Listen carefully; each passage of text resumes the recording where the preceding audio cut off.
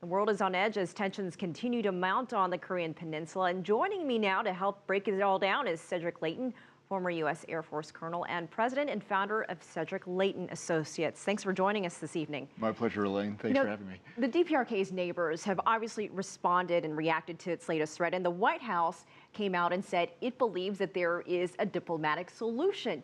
So what is that solution and how do we get there?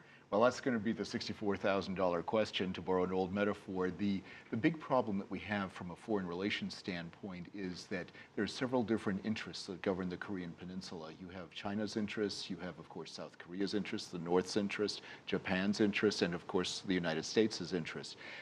If there is common ground among all of those nations, I think it is basically a solution for the nuclear problem with North Korea. And that would mean some kind of agreement that would allow the North to actually eliminate its nuclear weapons, if at all possible. That would be in the U.S.'s best interest, and China could probably benefit from that as well.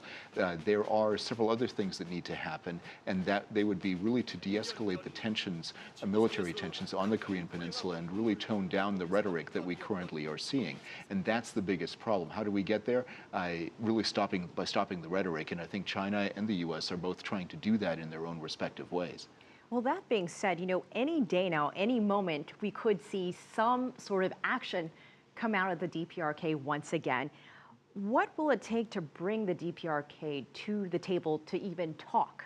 I think if there's enough international pressure exerted on the DPRK to prevent it from moving further down the path of this very heated rhetoric, I also think that if it is made very clear to the government of North Korea that there will be more sanctions, more economic sanctions, perhaps other sanctions that limit even its very small access to the rest of the world, that can make a huge difference. And then finally, if it's made clear that the way forward for the DPRK is through peaceful cooperation with all of its neighbors, plus Japan and the United States, and that would then make a big difference.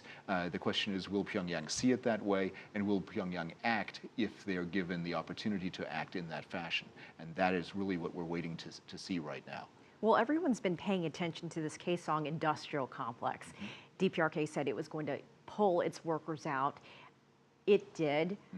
What happens next? Do they bring their workers back if they start seeing some ill effects of that move financially?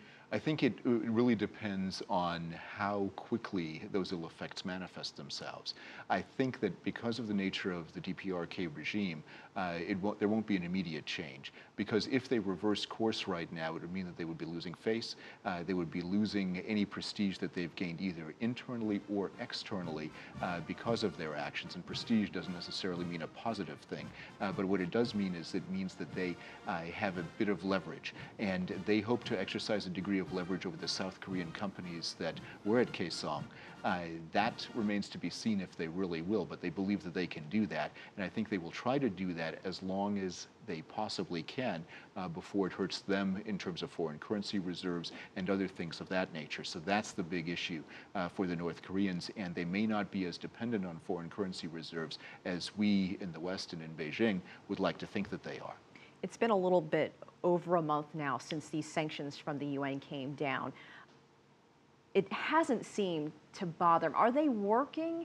And if something happens in the next couple hours, in the next couple of days, if they take it up a notch and do something militarily, what could happen next? Could the UN come back and do something even more?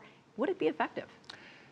Well, I think the sanctions are working in a limited way. Otherwise, we wouldn't see this kind of rhetoric from the North. And the DPRK is, I think, very sensitive to these kinds of sanctions, but they're saying to the rest of the world that that doesn't affect them. I don't think that's true.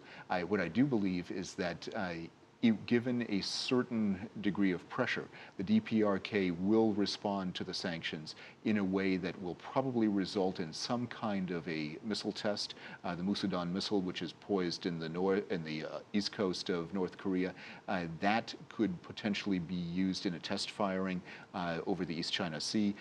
That could make a difference in the way the North handles this. If the missile is sent out into the ocean without any the land targets, then I don't think there will be a further reaction. But if for some reason it hits land targets, whether they're in South Korea, Japan, the United States, or some other territory, then I think the world reaction will be swift and unequivocal at that point. All right, we'll leave it there. Cedric Leighton, again, appreciate your time as always. We'll see you back again next time. Thank you so much, Elaine.